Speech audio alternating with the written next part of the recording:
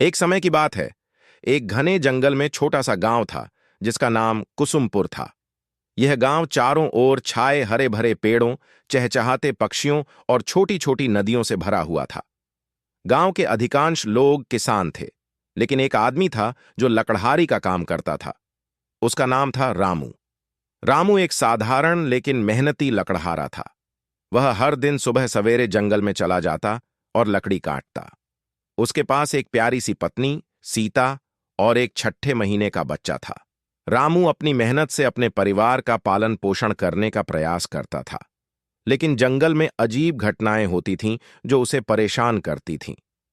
कई दिनों से गांव में चर्चा थी कि जंगल में कोई अदृश्य शक्ति है। लोग कहते थे कि रात को अजीब और गरीब आवाजें सुनाई देती हैं।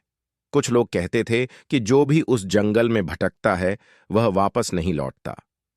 रामू ने अपने गांव वालों की बातों पर ध्यान नहीं दिया और हमेशा की तरह जंगल में चला गया। एक दिन रामू जब जंगल में लकड़ी काट रहा था, तभी अचानक उसे एक आवाज सुनाई दी। हे लकड़हारे, तुम क्या कर रहे हो? रामू ने पीछे मुड़कर देखा, लेकिन वहां कोई नहीं था। वह घबरा गया, लेकिन उसने सोचा कि यह बस उसकी कल्पना है। उसने फिर से लकड़ी काटने का काम शुरू किया। जैसे ही उसने एक और वार किया, उसने फिर उसी आवाज को सुना, रुको, मत काटो। रामू ने फिर से पीछे मुड़कर देखा, लेकिन अब भी वहां कोई नहीं था। इस बार उसका दिल तेजी से धड़कने लगा। वह सोचने लगा, क्या यह जंगल सच में जादुई है?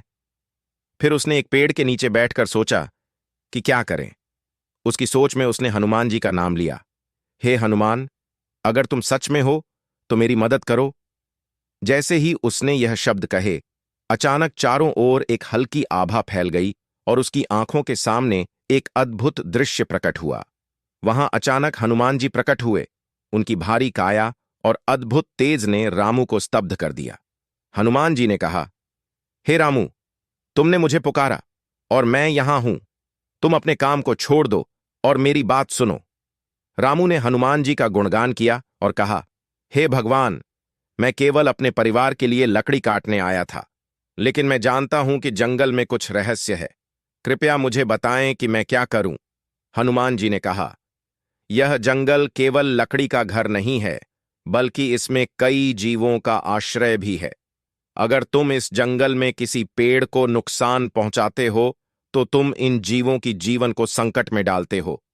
इस जंगल का संरक्षण बहुत जरूरी है और तुम इसमें महत्वपूर्ण भूमिका निभा सकते हो। रामू ने ध्यान से सुना और कहा, लेकिन मैं अपने परिवार का भरण पोषण कैसे करूंगा?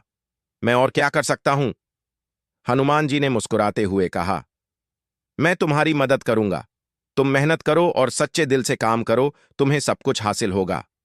हनुमान जी ने रामू को एक सांकेतिक कड़ी दी जो उसे दिशा दिखाएगी। रामू ने वह कड़ी ग्रहण की और अगले दिन से मेहनत करने लगा। वह जंगल में जाने लगा और वहां से सूखी लकड़ी जो जमीन पर गिरी हुई थी उसे इकट्ठा करता। वह अपनी मेहनत से लकड़ी लाकर बाजार में बेचने लगा। धीरे धीरे रामू की आमदनी बढ़ने लगी। उसकी पत्नी सीता और बच्चा खुश रहने लगे। हनुमान जी के आशीर्वाद से उसकी जिंदगी में खुशियां लौटने लगीं।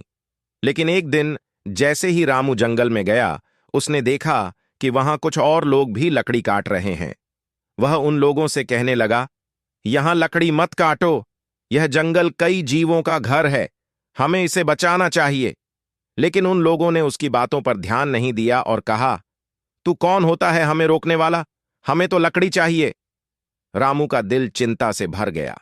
उसने सोचा, अगर ये लोग अधिक पेड़ काटेंगे तो हनुमान जी का आशीर्वाद भी खत्म हो जाएगा। रामू ने फिर से हनुमान जी का स्मरण किया। उस रात उसने हनुमान जी से प्रार्थना की कि वो उन लकड़हारी लोगों को समझाएं। अगले दिन जब रामू जंगल में पहुंचा तो उसने देखा कि उन लोगों का व्यवहार अजीब था। वे लकड़ी काटने के बजाय अस्त व्यस्त हो रहे थे और जंगल में ही भटक रहे थे। उसमें से एक व्यक्ति ने कहा, हम यहां से निकल नहीं पा रहे हैं, यह जंगल हमें रोक रहा है।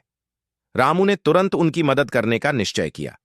उसने हनुमान जी के नाम का जाप करते हुए कहा, हे हनुमान, इन लोगों की मदद करो।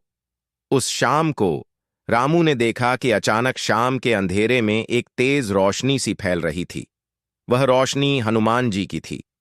हनुमान जी ने उन लकड़हारियों को संबोधित किया, तुम लोग इस जंगल की शक्ति को नहीं समझते हो। यह जंगल सिर्फ लकड़ी का नहीं है, बल्कि जीवन का है। अगर तुमने इसे नुकसान पहुंचाया तो तुम्हारी किस्मत भी खराब होगी। उन लकड़हारियों ने हनुमान जी का दर्शन देखकर अपनी गलती समझी और तुरंत लकड़ी काटना बंद कर दिया। उन्होंने रामू से कहा, हमें माफ कर दो, हम समझ गए हैं, हम अब यहां कुछ नहीं करेंगे। रामू ने हनुमान जी की प्रशंसा की और उनके प्रति आभार व्यक्त किया। सीधे हृदय से उसने हनुमान जी से कहा, हे भगवान, आपने मेरी ओर से मदद की। मैं यह वादा करता हूं कि मैं हमेशा इस जंगल की रक्षा करूंगा। हनुमान जी ने मुस्कुराते हुए कहा, तुम्हारे सच्चे प्रयासों की वजह से यह जंगल हमेशा सुरक्षित रहेगा। याद रखें, सच्ची मेहनत और सद्भावना से सच्चा सुख मिलता है। धीरे धीरे रामू की सतर्कता और हनुमान जी के आशीर्वाद से जंगल सुरक्षित होने लगा। गांव वालों ने भी समझा कि जंगल की रक्षा करना उनके लिए आवश्यक है। रामू ने अपनी मेहनत से और अधिक लोगों को प्रेरित किया। उन्होंने मिलकर जंगल के आसपास की व्यवस्था की और उसे संरक्षित किया। गांव में सपने देखने की नई शुरुआत हुई। बच्चे जंगल को संरक्षित करने के बारे में सीखने लगे और सभी ने मिलकर हनुमान जी की पूजा प्रारंभ की। वह जंगल अब एक सुरक्षित स्थान बन गया था,